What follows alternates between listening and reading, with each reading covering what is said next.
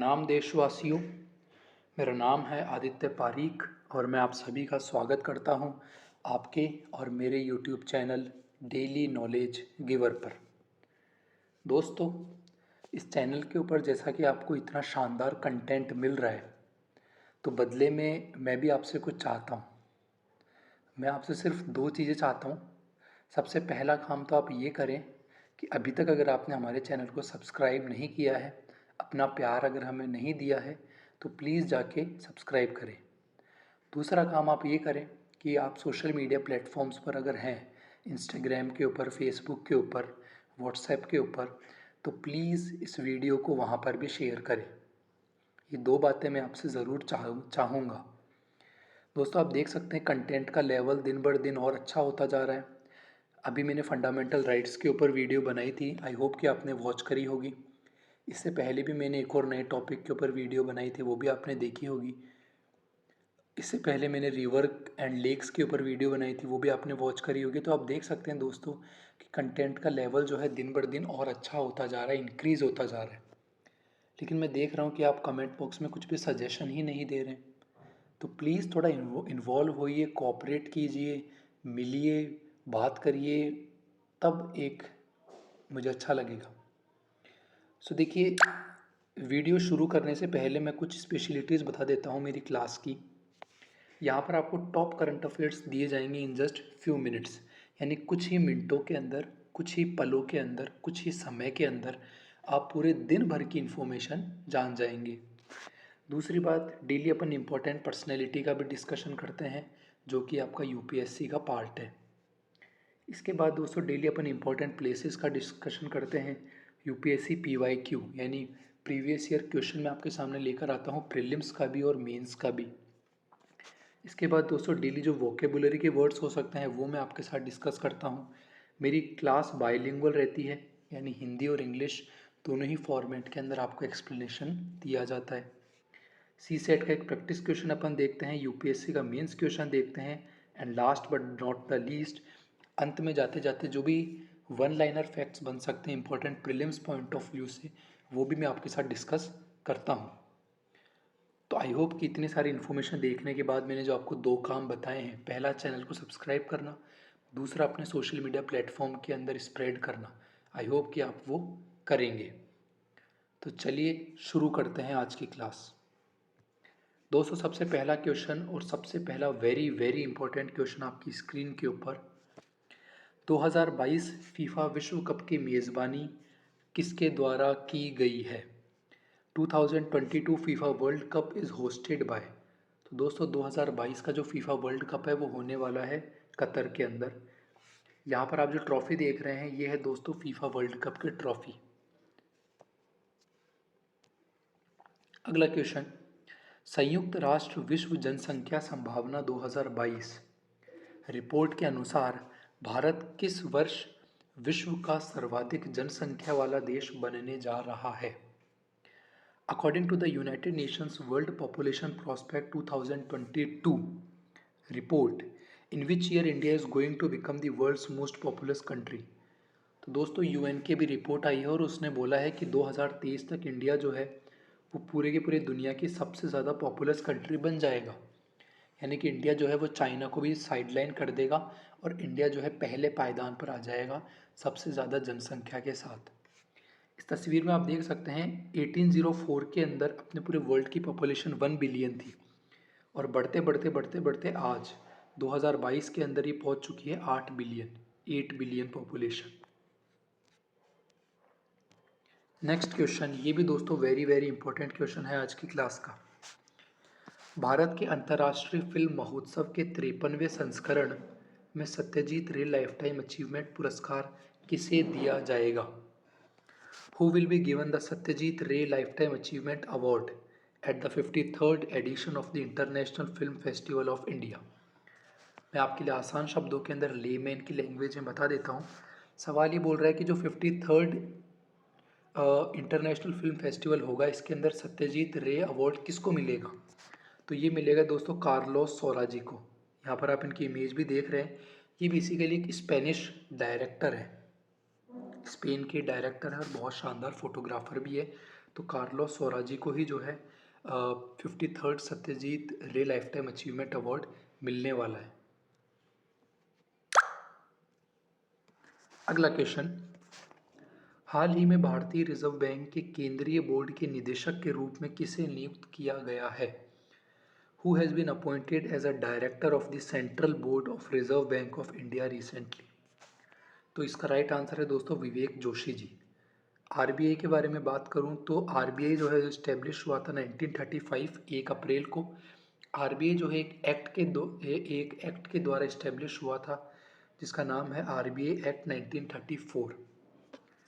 दोस्तों आरबीआई के हेडक्वार्टर की बात करें तो आरबीआई का हेडक्वार्टर लोकेटेड है मुंबई के अंदर, और इससे पहले इसका हेडक्वार्टर कलकत्ता में लोकेटेड था, लेकिन बाद में इसका हेडक्वार्टर शिफ्ट करके मुंबई में कर दिया 1937 में। आरबीआई को नेशनलाइज किया गया 1949 में। The reserve bank is fully owned by the government of India. तब से ही दोस्तों आरबीआई जो है वो कम्प्लीटली ही गवर्नमेंट ही कंट्रोल करती है, क्योंकि 1949 में आरबीआई का राष्ट्रीयकरण हो गया था, नेशनलाइजेशन हो गया था। ये थे दोस्तों इंपॉर्टेंट फैक्ट्स आरबीआई से रिलेटेड जो कि आपको रिमेंबर रखने।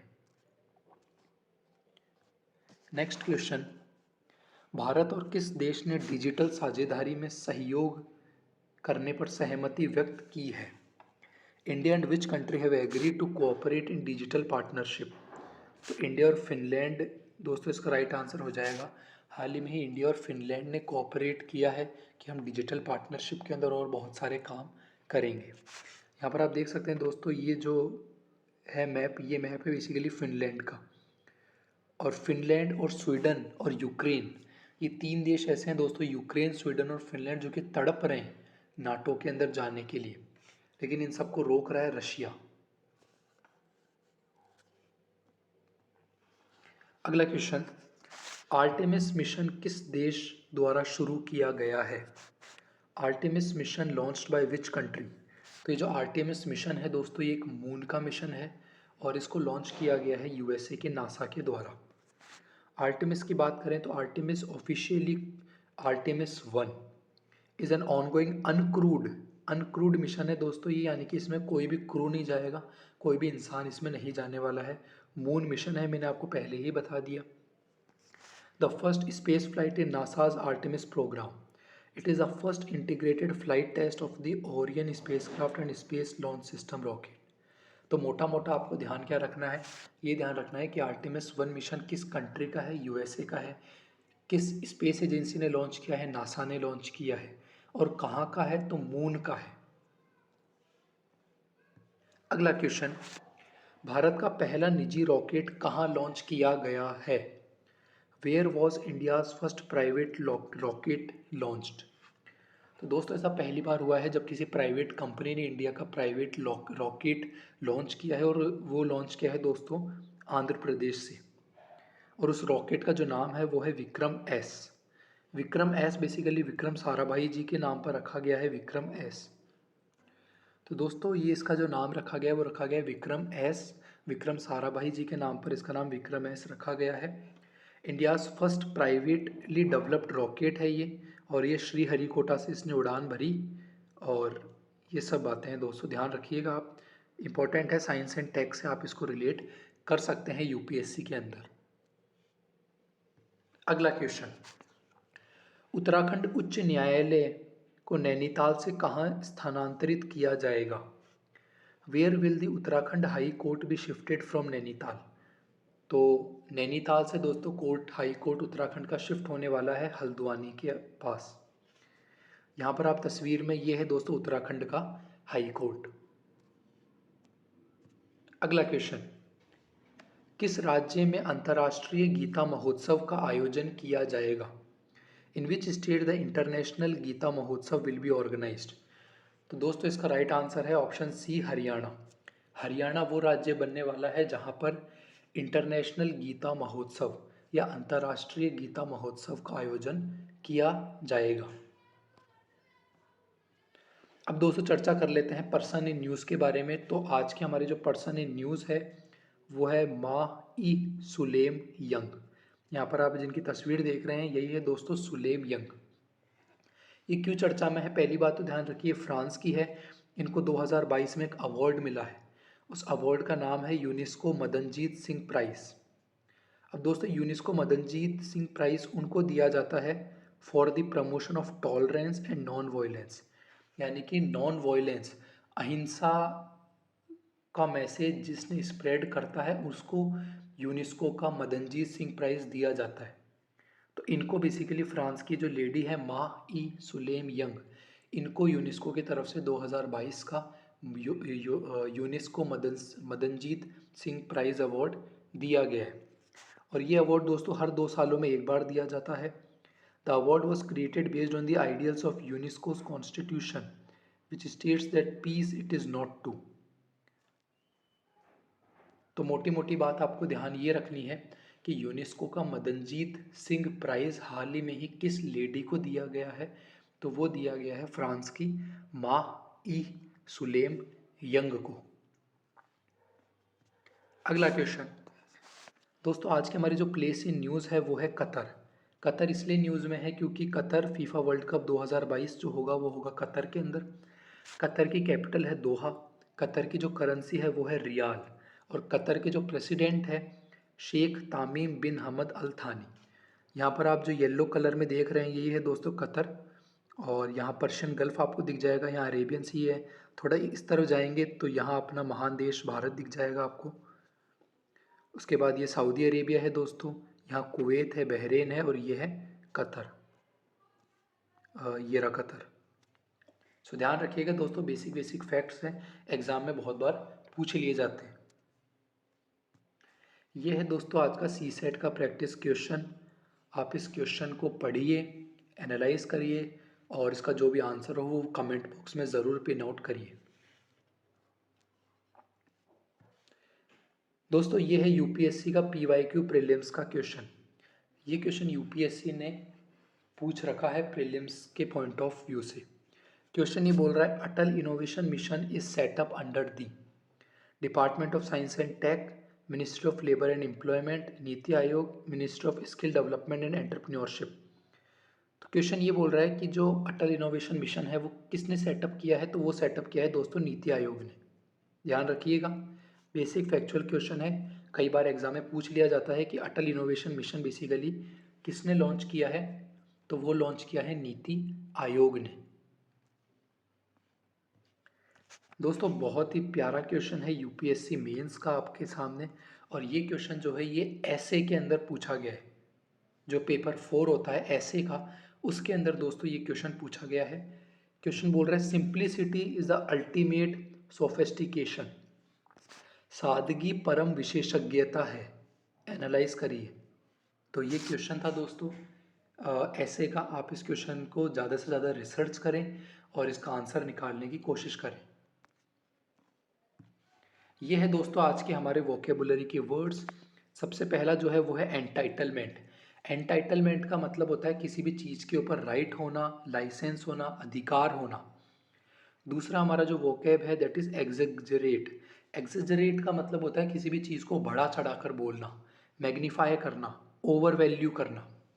तीसरा हमारा जो आज का वोकेब है वो है डाउनपोर। डाउनपोर का मतलब होता है बहुत भयंकर बारिश होना, रेन स्टॉर्म होना, थंडर स्टॉर्म आना। ये होता है दोस्तों डाउनपोर। ये है दोस्तों आज के हमारे वन लाइनर फैक्ट्स। और मैं आपको बता देता हूं कि वन लाइनर फैक्ट्स एक नज़र में। सबसे पहला वन लाइनर फैक्ट है दोस्तों, नेशनल प्रेस डे मनाया जाता है 16 नवंबर को। ध्यान रखिएगा, इंपॉर्टेंट है, पूछ लिया जा सकता है। यूपीएससी में तो भले ही पूछे ना पूछे, लेकिन वनडे एग्जामिनेशंस के अंदर दोस्तों हो सकता है कि पूछ ले कि नेशनल प्रेस डे किस डेट को मनाया जाता है। तो वो मनाया जाता है 16 नवंबर को। दूसरा आज का हमारा वन लाइनर फैक्ट है, national commission for women launches digital Shakti campaign 4.0 to empower women in cyber space. तो यहाँ से ये क्वेश्चन बन सकता है दोस्तों कि डिजिटल शक्ति कैंपेन किसने लॉन्च किया है? किया है नेशनल कमीशन फॉर वुमेन ने लॉन्च। दूसरी चीज़, डिजिटल शक्ति कैंपेन 4.0 का क्या मेन ऑब्जेक्टिव है? तो वुमेन को एम्पावर करना साइबर स्पेस के अंदर। तीसरा हमारा जो वन लाइनर फैक्ट है दोस्तों वो है ऑडिट दिवस celebrated on November 16 by the office of the comptroller and auditor general of India. तो आज मैंने आपको 2 डे के बारे में बताया। सबसे पहले अपन ने बात करी नेशनल प्रेस डे, जो कि 16 नवंबर को मनाया जाता है। दूसरे अपन ने बात करी ऑडिट दिवस, वो भी 16 नवंबर को मनाया जाता है। तीसरे अपन ने बात करी डिजिटल शक्ति कैंपेन के बारे में, जिसको कि नेशनल कमीशन फॉर वुमेन ने लॉन्च किया है। आई होप कि आपको आज का सेशन अच्छा लगा होगा दोस्तों। आप देख सकते हैं कंटेंट का लेवल भी बहुत शानदार रखता हूँ मैं, मेरी तरफ से पूरी कोशिश करता हूँ। फिर भी आपका कुछ भी अगर आइडिया हो, कुछ सजेशन हो, कुछ नई चीज़ ऐड करनी हो अगर, जो मैं कर सकता हूँ, तो प्लीज़ प्लीज़ मुझे ज़रूर बताएं। मेरी इंस्टाग्राम आईडी मैंने इसी चैनल के अबाउट सेक्शन के अंदर दे रखी, वहाँ पर जाके आप मुझसे कनेक्ट हो सकते हैं, या मैं बोल देता हूँ, आप नोट डाउन कर लीजिए। मेरी इंस्टाग्राम आईडी है ADITYA आदित्य PAREEK पारीक 00, आदित्य पारीक 00 जो है मेरी इंस्टाग्राम आईडी है, वहाँ पर जाके भी आप मुझसे कनेक्ट हो सकते हैं। तो ये था दोस्तों आज का सेशन। आई होप कि आपको मज़ा आया होगा, कुछ नया सीखने को मिला होगा। बहुत बहुत धन्यवाद। आपका दिन शुभ जाए। जय हिंद।